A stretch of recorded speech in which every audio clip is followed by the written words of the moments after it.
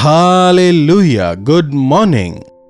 एक और बेहतरीन दिन प्रभु ने हमें दिया है, इसके लिए प्रभु का धन्यवाद हो। कितनी शीघ्रता से इस साल के 6 महीने गुजर चुके हैं और हम 7वें महीने में प्रवेश कर चुके हैं, है ना। बीते समय में, विशेषकर इस साल के जो 6 महीने बीते हैं, उनमें हम कितना अधिक प्रभु के लिए जीने पाए, कितना कुछ हम प्रभु के लिए करने पाए, कितना अधिक हम समर्पित रहे, उसे परखने का यह समय है। मूसा प्रार्थना करता है कि प्रभु हमें हमारे समय को गिनना सिखाएं। तो जब हम हमारे समय को या दिन को गिनते हैं, उसी दौरान हमें अपने हिसाब को भी ठीक करना है। वचन कहता है हमें समय गंवारा नहीं करना बल्कि उसका सदुपयोग करना है। तो क्यों ना आज दोबारा से एक बार प्रभु परमेश्वर के दर्पण रूपी वचन में अपने आप को परखें। प्रार्थना के साथ मनन की शुरुआत करें। महापवित्र पिता परमेश्वर, प्रभु एक और दिन आपने हमें दिया, अपने वचन द्वारा हमसे बात करें। जीवन में जबकि हमारा समय गुजरता जा रहा है, एक एक करके जबकि हमारे दिन गुजरते जा रहे हैं, क्या हम आपकी इच्छा में खरे उतरे? क्या आपकी योजनाओं को पूरा किया? परखते हुए आगे बढ़ने का अनुग्रह दें। यीशु के नाम से प्रार्थना मांगते हैं, आमीन। तो बताइएगा, इन 6 महीनों में हमने क्या हासिल किया? जबकि समय निकलता चला जा रहा है, जबकि समय हमारे हाथों से रेत की तरह फिसलता जा रहा है, हमें जांचना होगा कि हमने क्या हासिल किया। कुछ लोग अपने समय को सोने में बर्बाद करते हैं। अंदाजन एक व्यक्ति यदि 60 साल तक जीवित रहता है, उसमें वो 20 साल सोने में गुजारता है, मतलब करीब करीब हर रोज के 8 घंटे। और अगर ज्यादा सोए तो? इसमें कोई दो राय नहीं कि नींद हमारे लिए आवश्यक है। हर रोज हमें 6 से 8 घंटे सोना चाहिए, नहीं तो हमारा शरीर जो है स्वस्थ नहीं रहेगा, रेस्टोर नहीं होगा। बाकी के समय में हम क्या करते हैं? अपने समय को हम कैसे खर्च करते हैं? जिस काम को करने में हम अपने समय को गुजारते हैं, क्या वह फायदेमंद है? फिर वो चाहे जो भी काम हो, चाहे पढ़ाई हो या फिर ऑफिस जाना हो, व्यापार हो या खेती हो या फिर घर का कामकाज हो, क्या उसमें हमें फल नजर आ रहे हैं?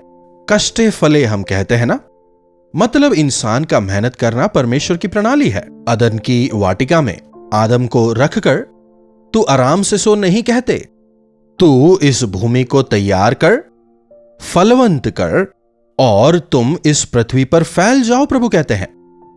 मतलब कामकाज जो है, फिर वह कुछ भी काम हो, यह परमेश्वर की प्रणाली है। जब हम मेहनत करते हैं, हमारा शरीर स्वस्थ रहता है। फिर वचन हमें यह भी सिखाता है, जो काम नहीं करता वह भोजन ना करे। लेकिन कुछ लोग हैं जो काम नहीं करते पर खाना उन्हें खाना है। आज कई नौजवानों को हम देखते हैं जो काम नहीं करते, नौकरी नहीं मिली कहकर आज भी मां बाप के पैसों में वो जीते हैं। कुछ ना कुछ तो करें, चाहे छोटा हो या बड़ा हो। आप काम करें, मां बाप के लिए सहायक हो, या फिर मां बाप ही के कामों में हाथ बटाएं या सेवकाई में भाग लें। लेकिन कई लोगों को आज हम देखते हैं, वे अपने समय को यूं ही बर्बाद कर देते हैं और अपने जीवन में ज्यादा कुछ वे हासिल नहीं कर पाते, क्योंकि वे प्रभु पर आधारित नहीं होते। जब हम प्रार्थना करके प्रभु की इच्छा को, उनकी मर्जी को अपने जीवन के लिए समझते हैं, उस अनुसार यदि हम आगे बढ़ें तो जीवन में सफल होंगे। प्रभु कहते हैं अपना बोझ मुझ पर डालो और तब वे हमें सफल बनाएंगे। अपने काम को लेकर, अपने बोझों को लेकर चिंतित होकर बैठे रहने का कोई फायदा नहीं, बल्कि उसे प्रार्थना में प्रभु के हाथों में सौंपकर प्रभु की इच्छा के अनुसार यदि उन्हें करें, यकीनन हमारे कामों में हम 30 गुना, 60 गुना, 100 गुना प्रतिफल पाएंगे और दूसरों के लिए भी आशीष का कारण बनेंगे। देखिए, एक व्यक्ति की मेहनत का आज कई लोग लाभ उठा रहे हैं, किसी एक व्यक्ति ने मेहनत करके कुछ नया आविष्कार किया और आज सब उसका लाभ उठा रहे हैं।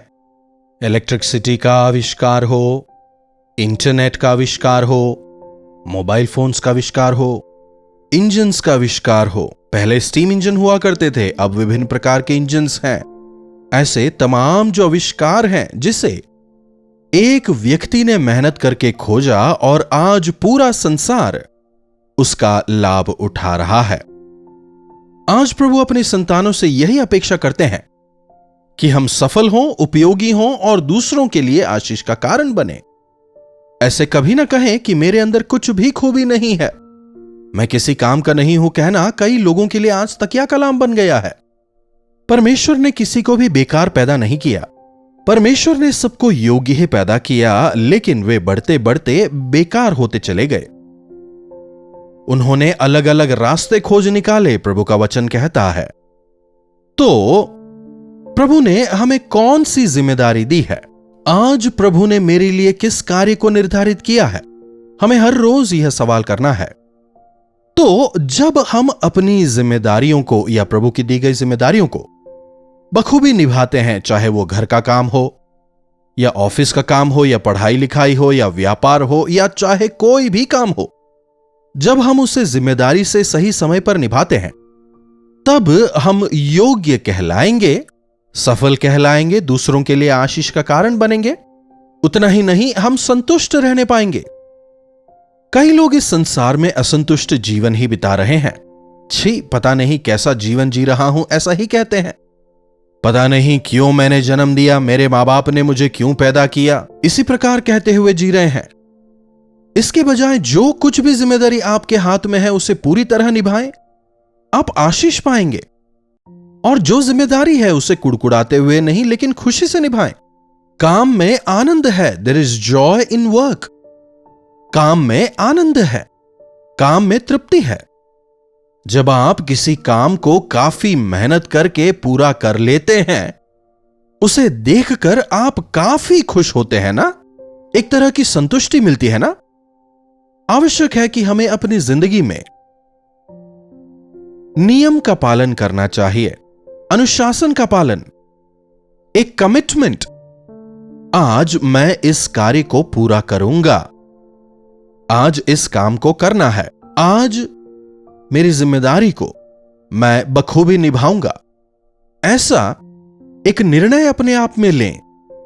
यदि हमें प्रभु के सामने विश्वास योग्य रहना है तो पहले जो प्रभु का समय है उसे प्रभु को दें। दशवांश जो है वह केवल पैसा ही नहीं है, समय को भी तो हमें प्रभु को देना है ना। 24 घंटों का 10वां भाग करीब 2 घंटा 40 मिनट होता है। तो हर रोज 2 घंटे 40 मिनट के लिए आपको प्रभु के लिए कुछ ना कुछ करना है। आप बाइबल पढ़ें, प्रार्थना करें, सुसमाचार सुनाएं, या फिर प्रभु के भवन में आप जाकर कुछ काम करें, चर्च में अपना समय दें, कुछ भी करें, प्रभु को अपना समय हर रोज दें। तब दिन भर आप जो करेंगे उसमें सफलता पाएंगे। हम सबों के परिवार हैं, आपके भी परिवार है ना। भले ही आपका विवाह ना हुआ हो, फिर भी परिवार है। विवाह के पहले हम अपने मां बाप के साथ, भाई बहनों के साथ रहते हैं, तो वो ही हमारा परिवार है। फिर विवाह के बाद पति, पत्नी, बच्चे, यही आपका परिवार हो जाते हैं। वहां भी एक जिम्मेदारी है। एक पिता के रूप में आपकी जिम्मेदारी है, एक पत्नी के रूप में आपकी जिम्मेदारी है। जो अपनी जिम्मेदारी पूरा नहीं करता वो अधर्मी है। भक्ति भक्ति कह के यदि हम दूसरों पर बोझ होकर रहें तो उस भक्ति का क्या लाभ बताइए। इसलिए हमें मेहनत करना चाहिए। प्रेरित पौलुस जो था, इतना बड़ा सेवक था, इतना घूमता था, फिर भी जब उसे लोगों के घर में रहना पड़ा, अगर 1-2 दिन की बात हो तो वह दूसरी बात है। जब पौलुस को अक्विला और प्रिस्किला के घर में कुछ समय रहना पड़ा, मैं सेवक हूं ना, सेवा करने के लिए आया हूं, इसलिए तुम मुझे भोजन खिलाओ, मैं ऐसे ही बैठा रहूंगा, ऐसे नहीं कहता। वे लोग टेंट बनाने का या तंबू बनाने का काम किया करते थे। पौलुस को भी तंबू बनाने का काम थोड़ा बहुत आता था, इसीलिए पौलुस तंबू बनाने में उनका हाथ बंटाता है, वचन कहता है। तुमने मुझे अपने घर में जगह दी है, तुम मेरे भोजन का प्रबंध करते हो, लेकिन मैं तुम पर बोझ नहीं बनना चाहता, इसलिए तुम्हारी मदद करना चाहता हूं। यस, अपना भार स्वयं उठाओ, वचन हमें कहता है। दूसरों की भी सहायता करो, वचन हमें सिखाता है। तो हमें दूसरों पर बोझ नहीं बनना, बल्कि दूसरों की सहायता करने वाला होना चाहिए। जब हम दूसरों के बोझ को उठाएंगे तो प्रभु हमारे बोझ को उठाएंगे, और जब हम किसी जरूरत में होंगे उस दौरान हमारी की गई भलाई की वजह से समय पर मदद मिलेगी, है कि नहीं? अपने जीवन में लक्ष्यहीन ना रहें, अनुशासनहीनता को जीवन में स्थान ना दें। प्रभु ने आज यह दिन मेरे जीवन में जोड़ा, दोपहर हो गया है, शाम हो गई है, आज दिन भर मैंने क्या किया? भोजन करने से पहले अपने आप से यह सवाल करें। केवल भोजन का सही समय पालन करते हैं, लेकिन हमने क्या हासिल किया सवाल नहीं करते। परमेश्वर के संतान प्रभु के कामों में सत्यनिष्ठ रहते हैं। परमेश्वर के जो संतान होते हैं वे खास होते हैं, किसी पर बोझ नहीं बनते, किसी के लिए रुकावट नहीं बनते, वे व्यर्थ नहीं बैठते। परमेश्वर के संतान आलसी नहीं होते। हमारे प्रभु आलसी नहीं थे। हमारे प्रभु जब इस संसार में आते हैं, मैं परमेश्वर का इकलौता बेटा हूं कहकर सिंहासन पर बैठकर आराम नहीं कर रहे थे, बल्कि गांव गांव, नगर नगर घूमते घूमते उन्होंने काम किया। उन्होंने रोगियों को चंगा किया, सुसमाचार का प्रचार किया, कई सारे चिन्ह चमत्कारों को उन्होंने किया। इसी प्रकार हमें भी अपने जीवनों में, यदि हम परमेश्वर के चमत्कार को चाहते हैं, प्रार्थना के साथ, परमेश्वर के साथ अपने दिन की शुरुआत करें। अपने जीवन के लिए, आज के लिए परमेश्वर की इच्छा को जानकर कार्य करें, आप सफल होंगे। इन 6 महीनों में आपने क्या हासिल किया? सुबह से लेकर अभी तक हमने क्या हासिल किया? अपने आप से सवाल करें। परमेश्वर को जो वायदा दिया था, क्या हमने पूरा किया? दूसरों को जो जबान दी थी, क्या हमने उसे पूरा किया? प्रभु की संतान अपनी जबान रखते हैं। कल करूंगा मतलब कल करना है, कल नहीं परसों, परसों नहीं तरसों। अगर इस तरह से अपनी जबान बदलेंगे, आपकी भक्ति पर कौन विश्वास करेगा? अगर आपने जबान दी है, भले ही आपको नुकसान हो, फिर भी उसे पूरा करें। हर एक विषय में प्रभु की संतानों को एक आदर्श बनकर जीना चाहिए, अपनी जबान को पूरा करने वाले होना चाहिए। प्रभु से कहें, प्रभु पैसों के मामले में मैं आदर्श रहूंगा, सही टाइम पे खाऊंगा, सही तरह से मैं सोऊंगा। I will limit myself, I will control myself. मैं अपने समय का पूरी तरह से सदुपयोग करूंगा, बर्बाद नहीं करूंगा, सावधान रहूंगा। मेरे हाथ में आए पैसे का, मुझे दिए गए समय का मैं सदुपयोग करूंगा, मैं उसे बर्बाद नहीं करूंगा।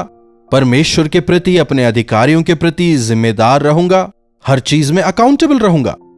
बिना अकाउंटेबिलिटी का जीवन मसीही जीवन नहीं हो सकता। यकीनन हमें प्रभु के सिंहासन के सामने खड़ा होना होगा, और इस धरती पर हमने जो कुछ किया है, चाहे कुछ कहा हो या फिर चाहे कुछ किया हो, हर एक चीज का हिसाब हमें देना होगा। बाइबल हमें बताता है, प्रभु कहते हैं, मैं आकर तुमसे हिसाब लूंगा।